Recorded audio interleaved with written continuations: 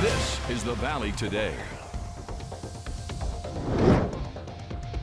New this morning, shots fired in a South Fargo neighborhood. Police were called to the 700 block of 23rd Street South around 8:30 last night and found shell casings on the ground, but they have not found any victims. There's no word of anyone arrested in that case. Now, this is the fourth report of gunfire in Fargo just since Saturday. The shootings have many community members and even police concerned. Police say investigations into these incidents are a priority for the department. Almost 24 officers worked nearly 100 hours investigating the cases over the weekend. Whenever there's a shooting incident, it's something that's very concerning for the Fargo Police Department and our community as a whole. And as such, we throw a lot of resources to ensure that these incidents are investigated in a timely manner and that we're getting down to justice for our victims and for our community. The two other shootings from this year were reported in May. Both have been solved. Police are still trying to find those responsible from this weekend's. A North Dakota man who killed a 5-year-old foster child on the Spirit Lake Reservation in 2020 is now headed to prison for life. Her name is Tammy Longy. She pleaded guilty in federal court to murder, child abuse, and neglect. Her husband, Eric Jr., also pleaded guilty to the same charges back in June and is also serving life in prison.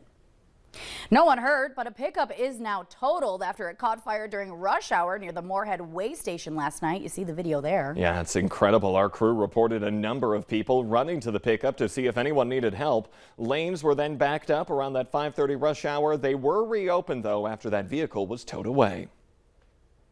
And it's time now for our Storm Team forecast. Lisa Green joins us in studio. Hi. Good morning. We're looking at conditions that are looking like some beautiful weather yet again today, 2 days in a row.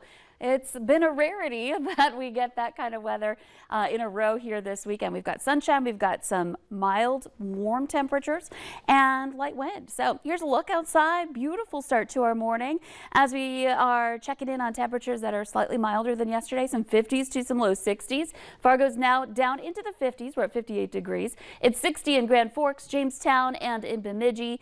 We're at 57 in Fergus Falls. Devils Lake has been the warm spot. We're currently at 65. A few clouds moving through, but overall most of us experiencing some clear skies this morning. Radar, satellite, we're looking quiet here. We just have a couple of clouds here if you can make them out on our map, and then a few sprinkles that may be affecting places up by the Lake of the Woods, but that is it. A dry day today. We've got a cold front passing by, in fact, but it's not going to be powerful. We're going to see a wind shift during the day and then eventually some slightly cooler air moving in, but you can see it doesn't really have a lot of impact on our day in Fargo. In fact, ahead of the front, we're going to warm up quite a bit. We're going to see temperatures rising back into some upper 80s for Fargo. Plenty of sun, and notice that wind shift starting out of the south, and then by the end of the day we'll see a more northerly wind coming up for this evening. With that change, that means, you know, slight cool down heading into your Wednesday, but not a big one. And in addition to that, lighter wind. We'll see wind speeds 5-15 miles per hour, some gusts into the 20s coming up for today. Sunrise 6:17, getting later and later, so we're just waiting on that this morning. But once the sun is up, it's going to be fairly strong. It's still strong this time of year. We're looking at a UV index of 8 in that very high category. Burn time happening in less than 30 minutes, maybe as little as 15 to 20. So, of course, if you're going to be outdoors, I know we're tired of hearing about this, but it's just as strong now as it was in the early parts of the season. And we're looking at conditions that are going to be quite sunny all day. So you're going to want to wear that sunscreen, of course. You're going to want to wear those sunglasses in your hat if you're going to be outside. And find some shade. It feels a little better in the shade, especially today with the heat that we've got coming our way. When I come back, we're going to talk more about when we may see rain again coming up in your forecast in just a couple of minutes. And we all could use a little bit of some rain out there. The lawn is kind of getting a little crunchy in parts. This time of year, it kind of needs that regular watering. And when we have several days in a row without the rain, might have to break out the sprinkler here coming up in the forecast. We'll let you know when we'll finally get the rain. But just keep in mind, it's going to be a little bit of a stretch here. Well, it's warm enough of a day. It'll at least be nice. All right. Thank you, Lisa. The FBI has executed a search warrant at former President Trump's Mar-a-Lago resort in Florida. Trump calls it a raid and says they even broke into his safe. He was not at his Florida home at the time. CBS News has learned it was not connected to the January 6th investigation, but instead into missing White House records. It is Minnesota primary election day today. Minnesotans are going to decide who they want to see on the upcoming November general election ballot. And the Valley Today's Jillian Trudeau is live from South Moorhead with more. Good morning, Jillian. Good morning, you two. I'm here outside of one of the 13 different polling locations that are available for the people living in Moorhead. Here on the MSU campus, it's at Comstock Memorial Union. So this is a time to vote on a candidate that you would like to see in the upcoming November ballot. You'll be voting for the Minnesota governor and lieutenant governor seats, along with who will be on the ballot for the Secretary of State and the Republican primary for Attorney General. But if you're in Moorhead, to find out where you need to vote, you can visit the moorhead.com/government/elections, where you can enter your address into the ward precinct finder to locate the polling location. And if you're living in Barnesville City, you can head to the Senior Center to cast your vote. Delaware City, Felton City, Glendon City, Holly City, and Sabin City residents can all vote at their community centers. If you live in Ulen City, you can vote at the Ulen Event Center. Ulen, Hitterdale, and Crookston will also see school referendums on the ballot this year. The Crookston School District is asking for more than $3.9 million for improvements to school facilities and a proposed sports complex. And the Ulen Hitterdale School District's bond referendum is around $1.7 million for improvements to be made at school facilities. Polls open at 7 this morning. It's really approaching here, and close at 8 tonight. Check with your city or county for more polling location information too.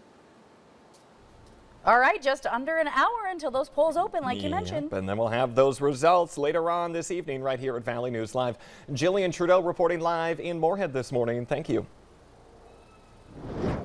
Well, this might not go over well with some kids in West Fargo, but teachers and staff are all in for middle and high school students in the district not being allowed to use their cell phones during class. The new policy aims to remove distractions and help students stay more present and engaged during learning. Phones will still be allowed during non-class times, but students caught using their phones during class will then have it confiscated for the day. Not only is it our job to educate our learners about, standards, it's also our job to help our students learn self-management and to prioritize their time. And so this is a way that we can do that, hey, for 50 minutes while you're in this math class, you focused. And once the 50 minutes is over, you have 5 minutes or so in between class periods to check your Snapchat or your Instagram, whatever the case may be. The district says cell phones should be out of use and out of sight from the first bell to the last bell of all classes, including study hall and flex learning spaces.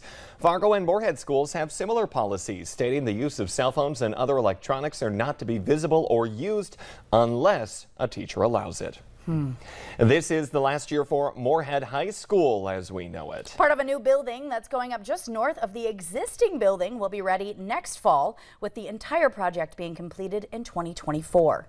Moorhead broke ground on the new $110 million high school in June 2021 after voters approved funding back in 2019. The new design focuses on collaborative spaces and technology, plus it'll have a 3,000-seated gym, a 1,000-seat theater, and a new pool. Moorhead students start school this year on August 29th. Countdown's on. Fargo Cass Public Health is holding immunization clinics for families that need back-to-school shots. The clinics are being held next Wednesday and Thursday, August 17th and 18th, from 8 a.m. to 4 p.m. They'll be set up in the main building at 1240 25th Street South. Appointments are not necessary, and all recommended child and teen immunizations will be available. Another sign, school's getting closer. There's just a few more days to take a dip in Fargo pools. They're closing for the season this month. Madison, Roger Gress, Northside, and Southwest Recreation pools are locking up this coming Sunday. Davies and Island Park pools will remain open through August 21st. FM Pride is celebrating Pride Week with multiple events over 4 days at various locations around the Fargo-Moorhead area. The biggest events are coming this weekend, like Pride in the Park on Saturday and the Pride Parade on Sunday. You can find a full schedule of events on our website. Just go to valleynewslive.com. Still at this Tuesday morning, making the switch from summertime to school time. We have some top tips you can start today. But it still feels like summer out there today. Lisa Green lets us know what to expect in our forecast as we get a view of that kind of beautiful hazy sunrise here in the metro.